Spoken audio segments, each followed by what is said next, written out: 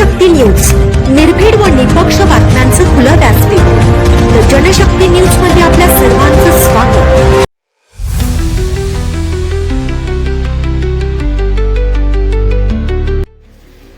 मुख्यमंत्री देवेंद्र फडणवीस यांच्या आष्टा दौऱ्यात काळे झेंडे दाखविण्याचा इशारा. एससी आरक्षणाच्या अ, ब, क, ड वर्गीकरणासाठी DPI व सकल मातंग समाज आक्रमक. नमस्कार, आपण पाहत आहात द जनशक्ती न्यूज. आष्टा येथे महाराष्ट्राचे मुख्यमंत्री देवेंद्र फडणवीस यांच्या नियोजित दौऱ्यादरम्यान एससी आरक्षणाच्या अ, ब, क, ड उपवर्गीकरणाची तातडीनं अंमलबजावणी करण्याच्या मागणीसाठी डेमोक्रेटिक पार्टी ऑफ इंडिया आणि सकल मातंग समाजाच्या वतीनं काळे झेंडे दाखवून निदर्शने करण्याची घोषणा करण्यात आली. आष्ट्यातील अण्णासाहेब डांगे शैक्षणिक संकुल येथे मुख्यमंत्री उपस्थित राहणार असल्याच्या पार्श्वभूमीवर ही भूमिका जाहीर करण्यात आली आहे. आंदोलकांच्या म्हणण्यानुसार सर्वोच्च न्यायालयाच्या 6 न्यायाधीशांच्या खंडपीठाने अनुसूचित जातींमधील उपवर्गीकरणासंदर्भात निर्णय दिल्यानंतरही राज्य सरकारनं त्याची अंमलबजावणी केलेली नाही. त्यामुळे अ, ब, क, ड वर्गीकरण तातडीनं लागू करावे अशी त्यांची मागणी आहे. या मागणीसाठी गेल्या 2 ते 3 महिन्यांपासून राज्यभर विविध जिल्ह्यात मातंग समाजाच्या वतीने आंदोलने सुरू असल्याचा दावा आंदोलनकर्त्यांनी केला आहे. सरकारने या प्रश्नांची गंभीर दखल घेऊन लवकरात लवकर निर्णय घ्यावा अशी मागणीही करण्यात आली. या संदर्भातील निवेदन आष्ट्याचे अप्पर तहसीलदार लिंबारे यांना देण्यात आलंय. निवेदन देताना राज्य प्रवक्ते अशोकराव वायदंडे, पश्चिम महाराष्ट्र अध्यक्ष सतीश लोंढे, वाळवा तालुका अध्यक्ष रोहित लोंढे, आष्टा शहर अध्यक्ष दत्ता वारे, दलित महासंघाचे अध्यक्ष अनिल थोरात, अविनाश बल्लाळ, पंडित मोरे, शिवाजी कांबळे, गणेश घस्ते, संतोष घस्ते यांच्यासह पदाधिकारी व कार्यकर्ते उपस्थित होते. दरम्यान या आंदोलनाबाबत प्रशासनाकडून अद्याप अधिकृत प्रतिक्रिया आलेली नाही. अशाच ताज्या आणि विश्वासार्ह बातम्यांसाठी पाहत रहा द जनशक्ती न्यूज. आज डेमोक्रेटिक पार्टी ऑफ इंडिया सकल मातंग समाजाच्या वतीने आष्टा तहसीलदार साहेब, अपर तहसील कार्यालय या ठिकाणी तहसीलदार लिंबारे साहेब यांना आपण या ठिकाणी निवेदन सादर केलेलं आहे.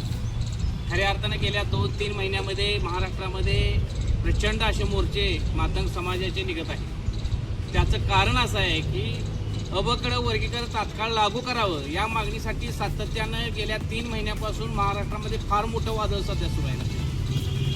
SC जे शेड्यूल कास्ट आहे त्याच्यामध्ये 59 जाती असणाऱ्यामध्ये जो समाज वंचित आरक्षणापासून राहिलेला आहे त्या समाजाला उपवर्गीकरणाच्या द्वारे आरक्षण मिळावं या मागणीसाठीचं आंदोलन महाराष्ट्रामध्ये पेटलेलं आहे. लक्षात घ्या, या देशाच्या 6 खंडपीठाच्या न्यायाधीशांनी जो निर्णय दिला आहे की राज्यानं उपवर्गीकरण लागू करावं यासाठी गेले 1 वर्ष झालं हा सुप्रीम कोर्टानं जो निर्णय दिला आहे त्याची राज्य शासन का अंमलबजावणी करत नाही हा प्रश्न आम्हाला पडला आहे. का राज्य शासन इथल्या SC मधील लोकांच्या मध्ये दंगली भडकाव्यात याची वाट शासन पाहतंय का काय असा प्रश्न आम्हाला या ठिकाणी पडलेला आहे.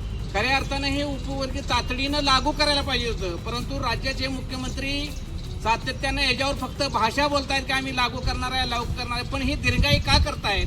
का इथलं वातावरण महाराष्ट्रामधलं गढूळ झालेलं असताना सुद्धा मुख्यमंत्री याच्यावर दीर्घाई करत आहेत. म्हणून डेमोक्रेटिक पार्टी ऑफ इंडिया त्याचबरोबर सकल मातंग समाज इथले सर्व संघटनेचे पदाधिकारी मिळून आम्ही 9 ऑगस्ट क्रांती दिनाच्या दिवशी आष्ट्यामध्ये मुख्यमंत्री येत आहेत त्यांच्या दौऱ्यामध्ये आम्ही त्यांना निदर्शनं झेंडे दावणार आहोत.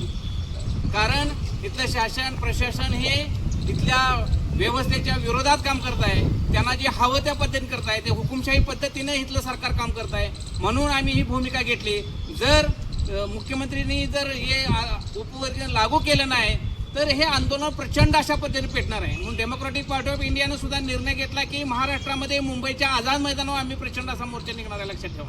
म्हणून मुख्यमंत्र्यांनी दखल घ्यावी की तातडीने हे कुठेही वादविवाद न होता ते वादविवाद थांबले पाहिजेत यासाठी मुख्यमंत्र्यांनी तातडीनं उपवर्गीकरण लागू करावं या मागणीसाठी आज आम्ही निवेदन दिले. इथल्या शासन आणि प्रशासनानं गांभीर्यानं नोंद घ्यावी, अन्यथा याचा उद्रेक झाल्याशिवाय राहणार नाही आणि याला शासन आणि प्रशासन जबाबदार राहणार आहे.